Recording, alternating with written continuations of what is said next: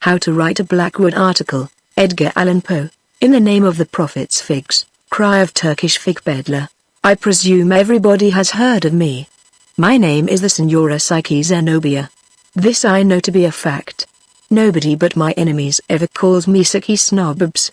I have been assured that Psyche is but a vulgar corruption of Psyche, which is good Greek, and means the soul. That's me, I'm all soul, and sometimes a butterfly, which latter meaning undoubtedly alludes to my appearance in my new crimson satin dress, with the sky blue Arabian mantlet, and the trimmings of green agraffas, and the 7 flounces of orange-colored auriculars.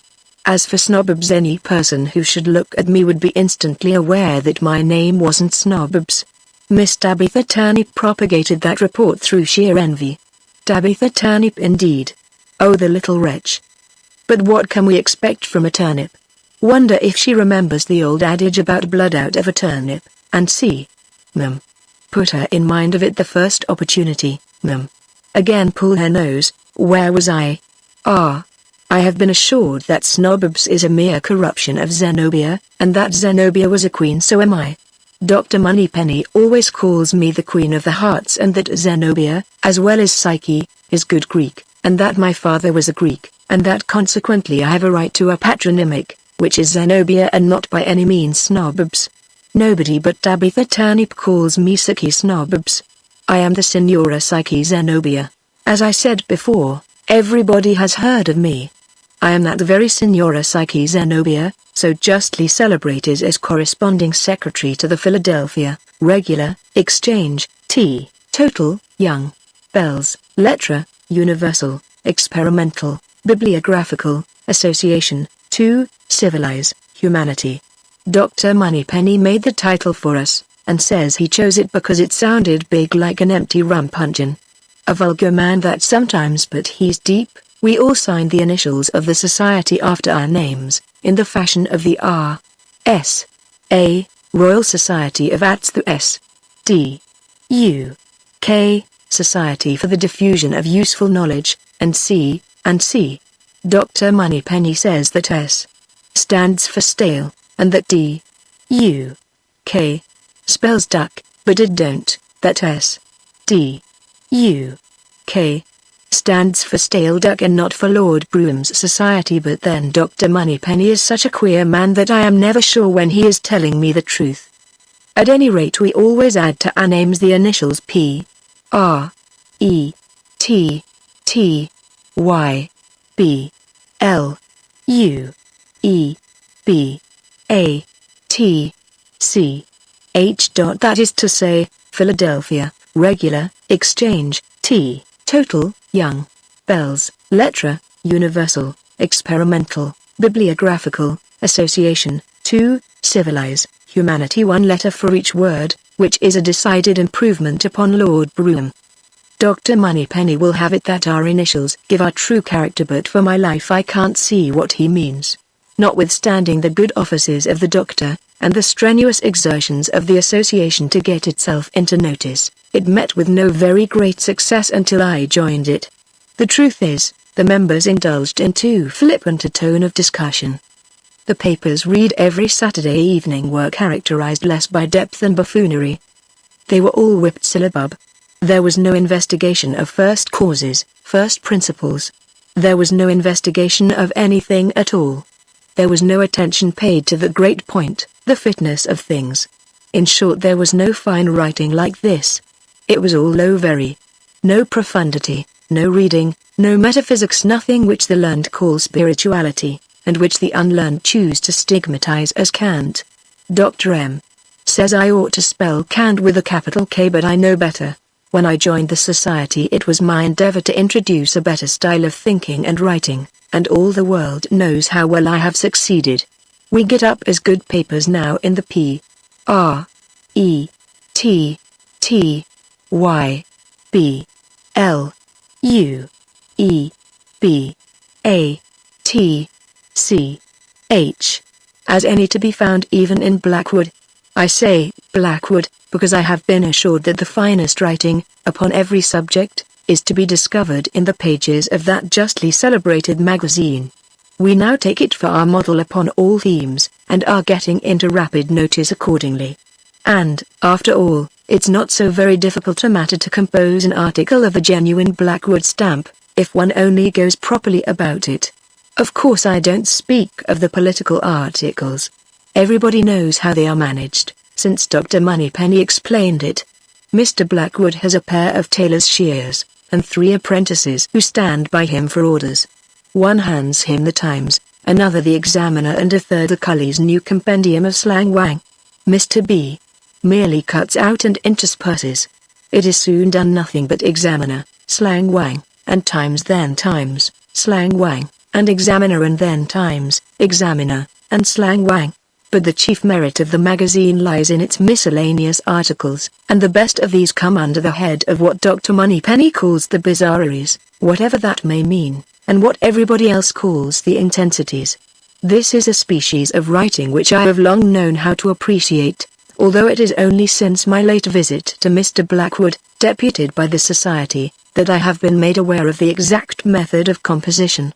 This method is very simple, but not so much so as the politics. Upon my calling at Mr. B.'s, and making known to him the wishes of the Society, he received me with great civility, took me into his study, and gave me a clear explanation of the whole process. "My dear madam," said he, evidently struck with my majestic appearance, for I had on the crimson satin, with the green agraffas, and orange-coloured auriclas. "My dear madam," said he, "sit down. The matter stand thus. In the first place, your writer of intensities must have very black ink, and a very big pen, with a very blunt nib. And, mark me, Miss Psyche Zenobia," he continued, after a pause, with the most expressive energy and solemnity of manner, "mark me, ! That pen must never be mended. Herein, madame, lies the secret, the soul, of intensity. I assume upon myself to say, that no individual, of however great genius, ever wrote with a good pen, understand me, a good article. You may take it for granted, that when manuscript can be read it is never worth reading. This is a leading principle in our faith, to which if you cannot readily assent, our conference is at an end." He paused. But, of course, as I had no wish to put an end to the conference, I assented to a proposition so very obvious, and one, too, of whose truth I had all along been sufficiently aware. He seemed pleased, and went on with his instructions. "It may appear invidious in me, Miss Psyche Zenobia, to refer you to any article, or set of articles, in the way of model or study, yet perhaps I may as well call your attention to a few cases. Let me see. There was the Dead Alive, a capital thing! The record of a gentleman's sensations when entombed before the breath was out of his body, full of tastes, terror, sentiment, metaphysics, and erudition. You would have sworn that the writer had been born and brought up in a coffin. Then we had the Confessions of an Opium Eater, fine, very fine! Glorious imagination, deep philosophy, acute speculation, plenty of fire and fury, and a good spicing of the decidedly unintelligible. That was a nice bit of flummery, and went down the throats of the people delightfully. They would have it that Coleridge wrote the paper, but not so. It was composed by my pet baboon, Juniper, over a rummer of Hollands and water, hot, without sugar. This I could scarcely have believed had it been anybody but Mr. Blackwood, who assured me of it. Then there was the Involuntary Experimentalist, all about a gentleman who got baked in an oven, and came out alive and well, although certainly done to a turn.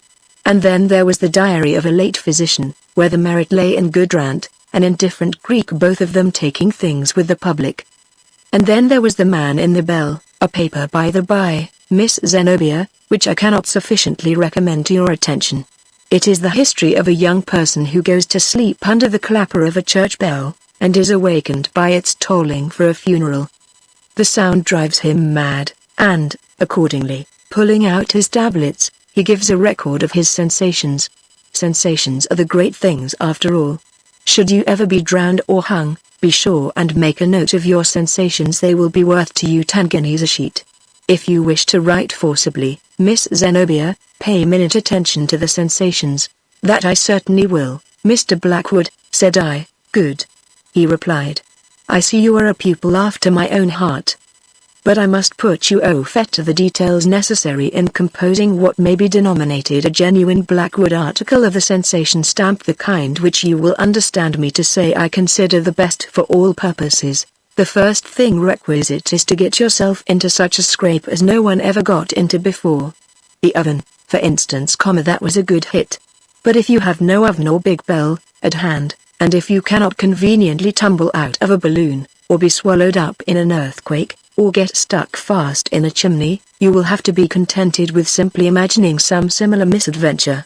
I should prefer, however, that you have the actual fact to bear you out. Nothing so well assists the fancy as an experimental knowledge of the matter in hand. Truth is strange, you know, stranger than fiction, besides being more to the purpose. Here I assured him I had an excellent pair of garters, and would go and hang myself forthwith. Good. He replied, do so although hanging is somewhat hackneyed. Perhaps you might do better.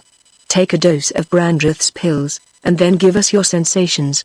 However, my instructions will apply equally well to any variety of misadventure, and in your way home you may easily get knocked in the head, or run over by an omnibus, or bitten by a mad dog, or drowned in a gutter.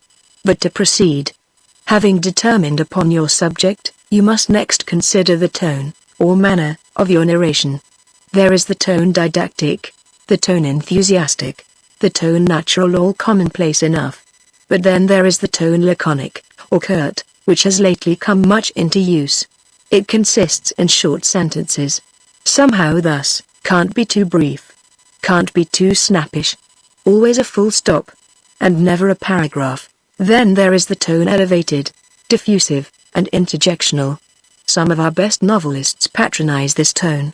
The words must be all in a whirl, like a humming top, and make a noise very similar, which answers remarkably well instead of meaning. This is the best of all possible styles where the writer is in too great a hurry to think. The tone metaphysical is also a good one. If you know any big words, this is your chance for them. Talk of the Ionic and Eleatic schools of Archytas, Gorgias, and Alcmaeon. Say something about objectivity and subjectivity. Be sure and abuse a man named Locke.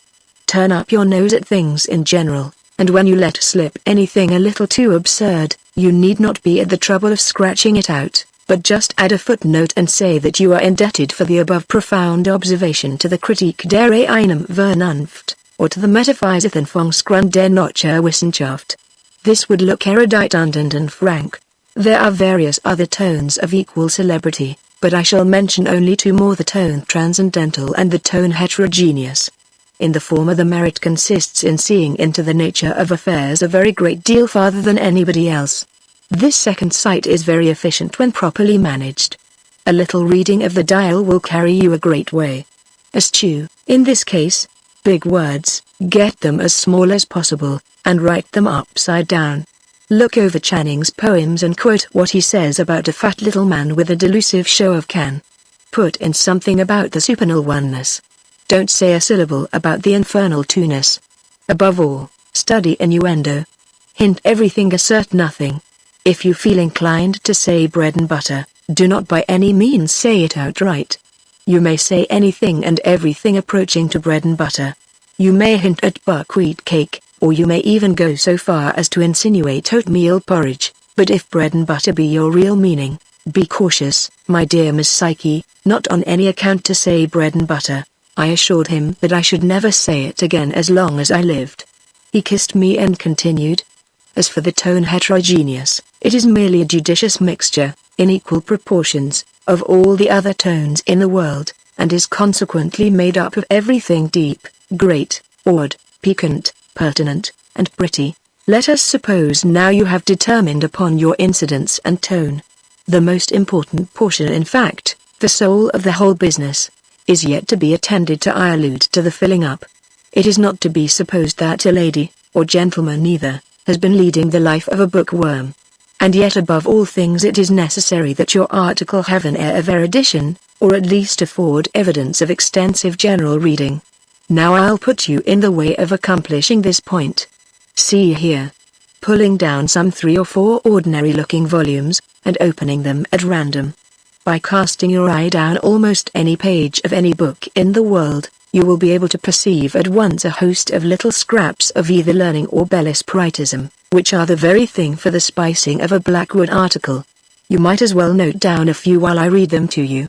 I shall make 2 divisions. First, piquant facts for the manufacture of similes, and, second, piquant expressions to be introduced as occasion may require.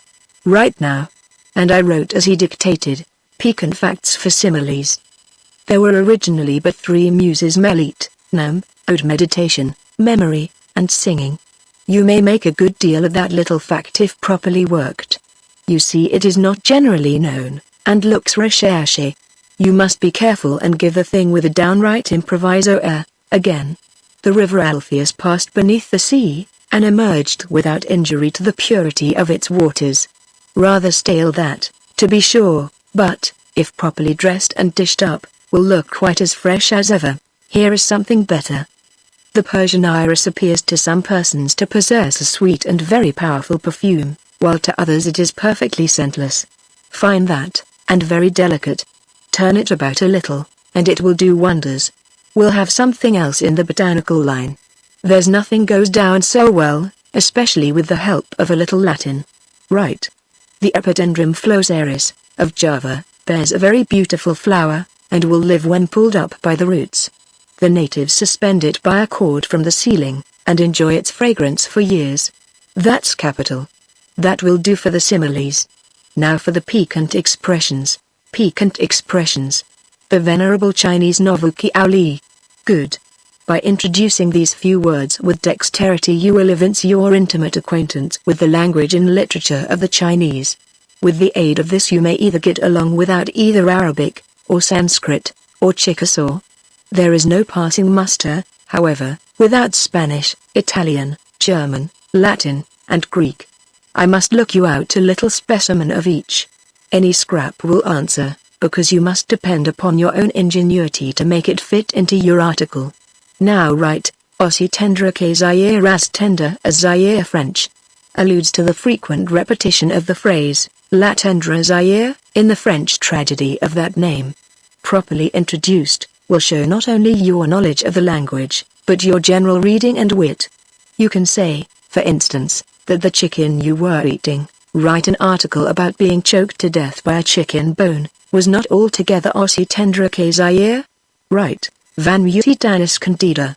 Que note centavena. Pork el plaza del mora.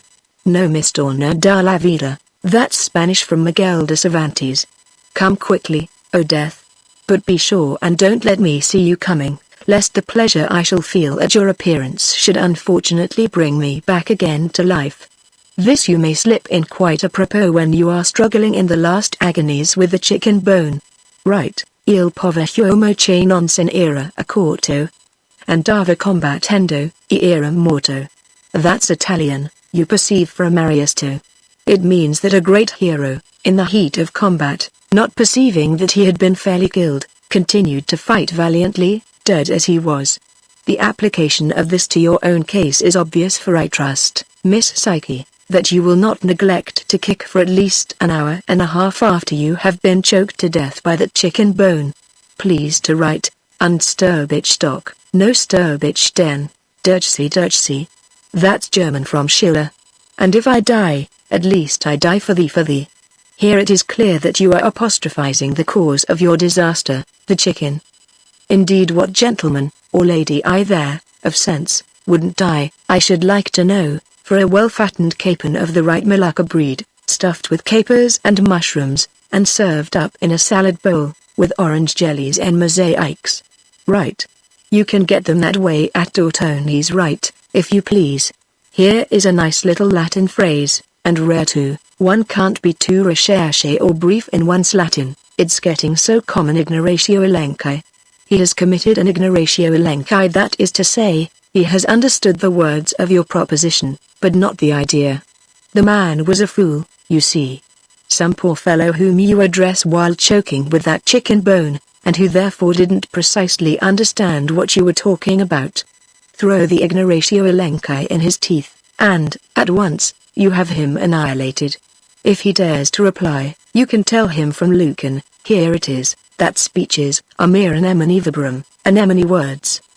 The anemone, with great brilliancy, has no smell. Or, if he begins to bluster, you may be down upon him with insomnia Jovis, reveries of Jupiter, a phrase which Silius Italicus, see here, applies to thoughts pompous and inflated. This will be sure and cut him to the heart. He can do nothing but roll over and die. Will you be kind enough to write? In Greek we must have something pretty from Demosthenes, for example, Anna ho fugon kaipalin maxatai. There is a tolerably good translation of it in Hudibras, for he that flies may fight again. Which he can never do that's slain. In a Blackwood article nothing makes so fine a show as your Greek. The very letters have an air of profundity about them. Only observe, Madame, the astute look of that epsilon. That phi ought certainly to be a bishop. Was ever there a smarter fellow than that omicron? Just wig that tau. In short, there is nothing like Greek for a genuine sensation paper. In the present case your application is the most obvious thing in the world. Rap out the sentence, with a huge oath, and by way of ultimatum at the good-for-nothing dunder-headed villain who couldn't understand your plain English in relation to the chicken bone. He'll take the hint and be off, you may depend upon it. These were all the instructions Mr. B. could afford me upon the topic in question, but I felt they would be entirely sufficient. I was, at length, able to write a genuine Blackwood article, and determined to do it forthwith. In taking leave of me, Mr. B. made a proposition for the purchase of the paper when written, but as he could offer me only 50 guineas a sheet, I thought it better to let our society have it, than sacrifice it for so paltry a sum. Notwithstanding this niggardly spirit, however, the gentleman showed his consideration for me in all other respects, and indeed treated me with the greatest civility. His parting words made a deep impression upon my heart, and I hope I shall always remember them with gratitude. "My dear Miss Zenobia," he said, while the tears stood in his eyes, "is there anything else I can do to promote the success of your laudable undertaking? Let me reflect. It is just possible that you may not be able, so soon as convenient, to get yourself drowned, or choked with a chicken bone, or hung, or bitten by a bat's day. Now I think me of it, there are a couple of very excellent bulldogs in the yard, fine fellows, I assure you, savage, and all that, indeed just the thing for your money. They'll have you eaten up, auricula and all, in less than 5 minutes. Here's my watch. And then only think of the sensations. Here. I say Tom ! Peter ! Dick, you villain ! Let out those. But as I was really in a great hurry, and had not another moment to spare, I was reluctantly forced to expedite my departure, and accordingly took leave at once, somewhat more abruptly, I admit, than strict courtesy would have otherwise allowed. It was my primary object upon quitting Mr. Blackwood, to get into some immediate difficulty, pursuant to his advice, and with this view I spent the greater part of the day in wandering about Edinburgh, seeking for desperate adventures adequate to the intensity of my feelings, and adapted to the vast character of the article I intended to write. In this excursion I was attended by one negro servant, Pompey, and my little lapdog Diana, whom I had brought with me from Philadelphia. It was not, however, until late in the afternoon that I fully succeeded in my arduous undertaking. An important event then happened, of which the following Blackwood article, in the tone heterogeneous, is the substance and result.